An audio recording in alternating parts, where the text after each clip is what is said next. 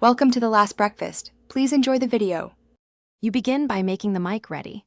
Connect USB or XLR, enable plus 48V only if the capsule needs it.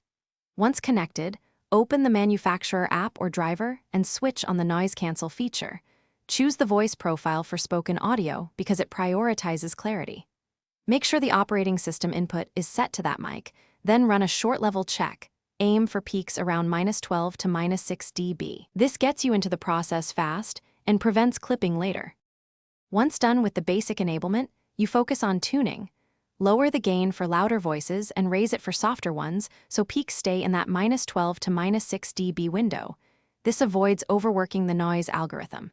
If the software uses a noise profile, make a 5 to 10 second sample of the room hum and save it. That trains the canceller. Next, position the mic about 4 to 8 inches from your mouth at a 30-degree angle and enable an 80 Hz high-pass filter to cut rumble.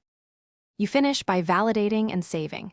Make a 30-second test recording using normal speech and listen for clarity, sibilance, and any residual noise. Once satisfied, save the preset and lock the gain so nothing shifts mid-session. Monitor through closed-back headphones to catch problems in real time.